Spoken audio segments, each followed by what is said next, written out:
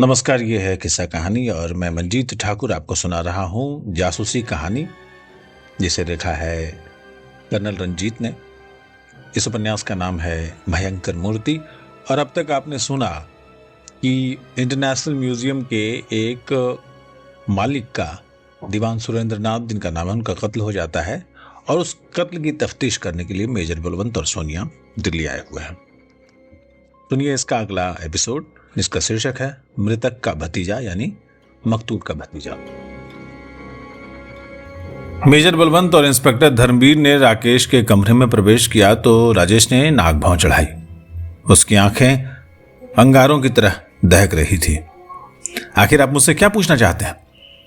हम आपसे ये पूछना चाहते हैं कि क्या आपको यह मालूम था कि इस घर में अफीम के पाउडर का डब्बा मौजूद है? हमें पता चला है कि अफीम के पाउडर का डब्बा आप खरीद कर लाए थे। राजेश ने पूछा, क्या ये बात आपको रजनी ने बताई है? अरे किसी ने भी बताई हो, आप हमारे सवाल का जवाब दीजिए। हाँ, डॉक्टर साहब ने मुझसे अफीम का पाउडर मंगवाया था। क्या वो डिब्बा आपके कमरे में था? राजेश अकलाने लगा, नहीं, हाँ। मेजर बोला, नहीं, हाँ, क्या मतलब इसका? आपसे किसने कहा है कि डब्बा मेरे कमरे में था? मेजर ने जरा तीखे स्वर में कहा, सवाल का जवाब सवाल से मत दीजिए। कल सुबह किचन में आप कब गए थे? 5:45 बजे।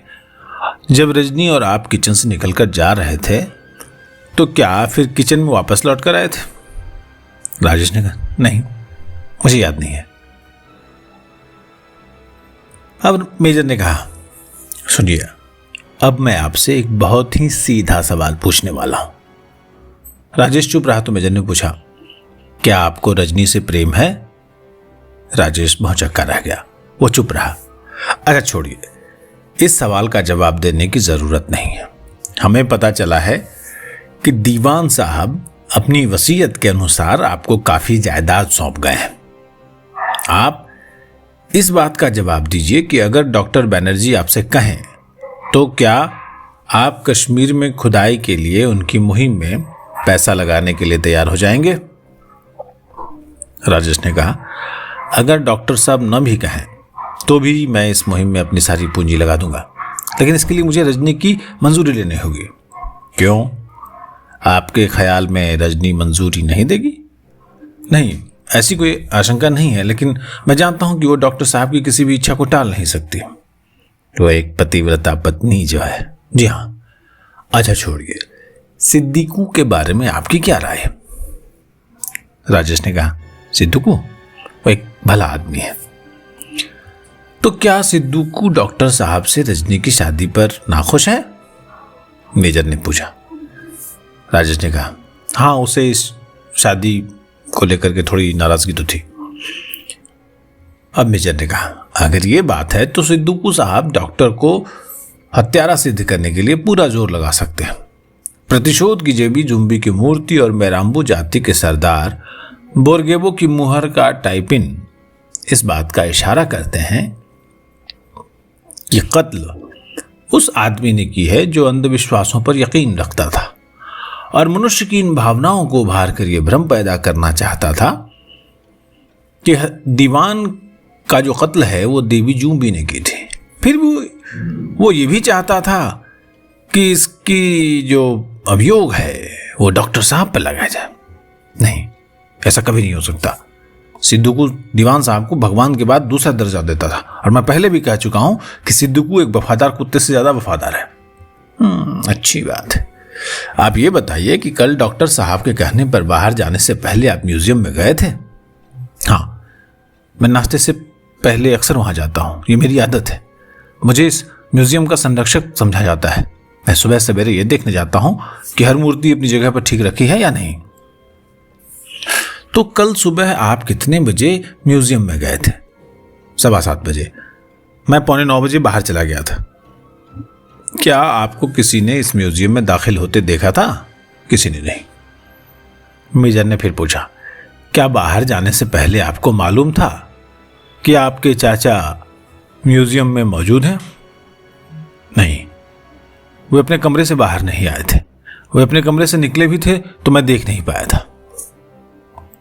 सुनिए मिस्टर राजेश, मैं समझता हूं कि दीवान साहब की हत्या करने के लिए इस कमरे में हत्यारे की मौजूदगी जरूरी नहीं थी। कातिल अपनी गैर मौजूदगी में भी उनका कत्ल कर सकता था, क्योंकि वो पूरा प्लान बनाने के बाद इस घर से जा चुका था।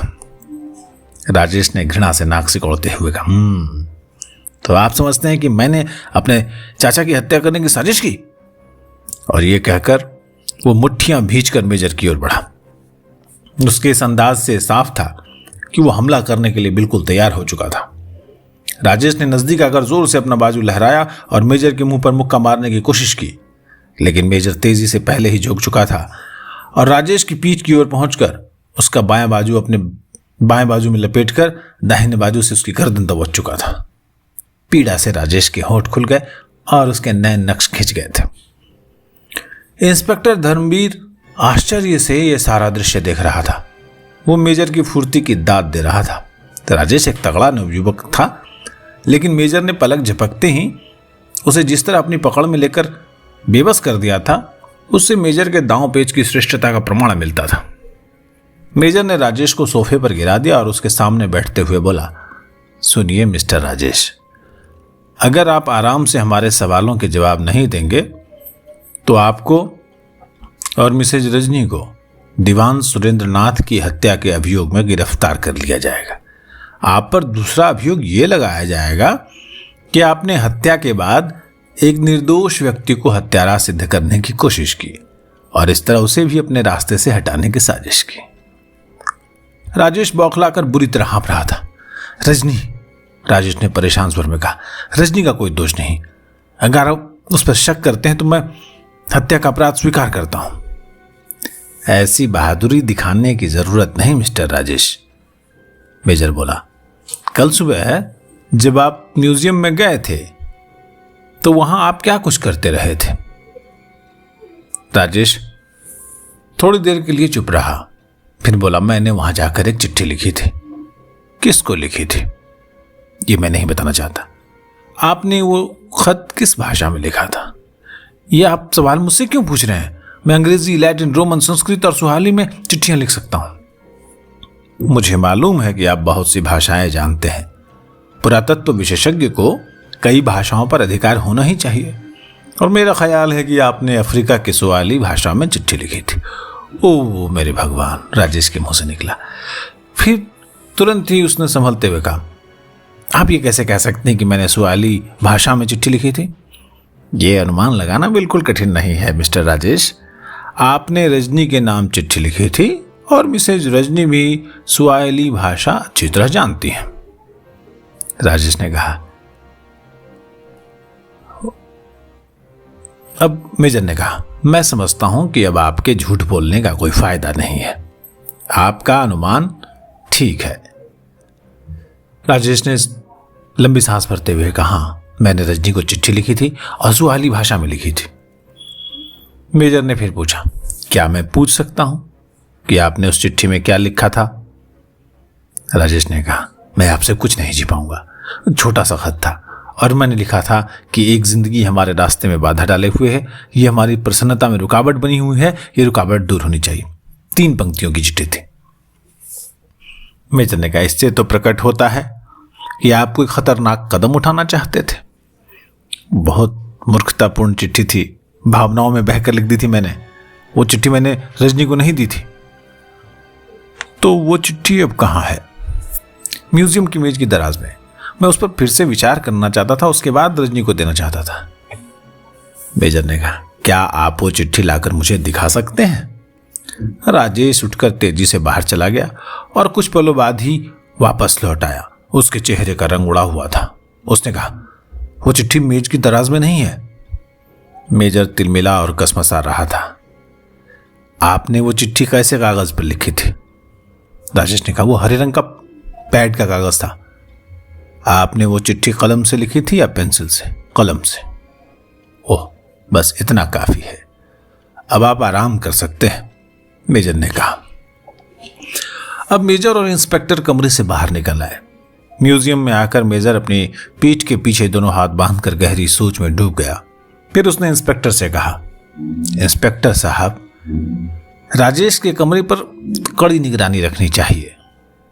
रजनी, सिद्दूकू और राजेश के बीच कोई चिट्ठी पत्री या बातचीत नहीं होनी चाहिए। इनको एक दूसरे के कमरे में भी आने देना नहीं चाहिए। इंस्पेक्टर धर्मेंद्र ने कहा, अभी इसका प्रबंध करता हूं। उसने इतना कहा और बाहर निकल गया। मेजर ने कलाई पर बंधी हुई घड़ी की ओर देखा। दोपहर के खाने का समय हो चुका था। सोनिया लक्ष्मी और रजनी से मिलने गई थी और अभी तक लौटी नहीं थी। इंस्पेक्टर वापस आया तो मेजर फिर कलाई की घड़ी की ओर देखने लगा। खाना खा चुकने के बाद सोनिया फिर मेजर से अलग हो गई। पुलिस अधिकारी अपनी ड्यूटी पर चले गए। इंस्पेक्टर ने मेजर के साथ म्यूजियम में प्रवेश करते हुए कहा, उस चिट्ठी को कहां कहां खोजा जा सकता है। मेजर इस बीच में बहुत कुछ सोचता रहा था। एकाएक उसके होंठ गोल हो गए और उसके मुंह से अचानक सीटी निकलने लगी। उसने चुटकी भी बजाई और फिर तेजी से उस कमरे में जा पहुंचा जहां दीवान साहब की हत्या हो गई थी। वो चक्करदार सीढ़ी के पास पहुंचकर बोला, मुझे विश्वास है कि यह चिट्ठी डॉक्टर के पढ़ने के कमरे में मिलेगी। इंस्पेक्टर मेजर के साथ सड़कें चढ़कर डॉक्टर बनर्जी के पढ़ने के कमरे में पहुंचा। भीतर आते ही मेजर मेज के पास पड़ी हुई रद्दी की टोकरी खंगालने में व्यस्त हो गया। कागजों में हरे रंग के पैड के कागज के छोटे छोटे टुकड़े मिले हुए थे। मेजर ने वो सारे टुकड़े एकत्र करके मेज पर रख दिए और उनको बड़ी मुश्किल से तरतीब दी गई। जरा सिद्दीकू को बुलाइए, मेजर ने कहा। सिद्दूकू ने कमरे में प्रवेश किया।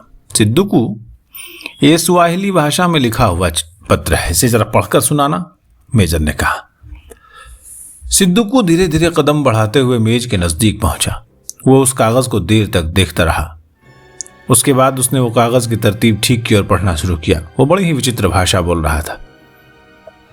क्या लिखा है, मेजर ने पूछा। इस चिट्ठी में लिखा है, सिद्दूकू ने झिझकते हुए कहा। लिखा है कि एक जिंदगी हमारे रास्ते में बाधा है, हमारी प्रसन्नता में रुकावट बनी हुई है, ये रुकावट दूर होनी चाहिए। मेजर ने कहा, राजेश ने सच बोला था। इंस्पेक्टर ने कहा, लीजिए चिट्ठी मिल गई, बधाई हो। अब हत्या की पहली 50% हल कर दीजिए। अरे आप तो बेचैन हुए जा रहे हैं, मेजर ने कहा। इंस्पेक्टर चुप हो गया। फिर उसने कुछ सोचते हुए कहा, आपका वो अनुमान तो सही है कि हत्या के बाद एक निर्दोष व्यक्ति को हत्यारा सिद्ध करने की कोशिश की गई।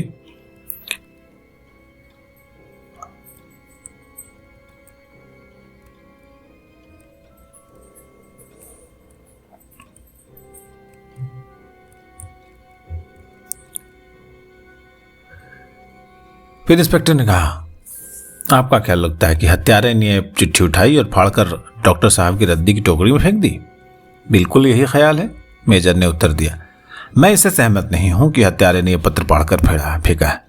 ये पत्र तो हत्यारे के लिए बहुत कीमती साबित हो सकता था। मैं समझता हूं कि राजेश ने चिट्ठी लिखी, उसी ने फाड़ा और डॉक्टर साहब की रद्दी की टोकरी में फेंक दिया। मेरी नज़र में तो राजेश ही दीवान साहब का हत्यारा है। मेजर ने अपना लॉजिक दिया।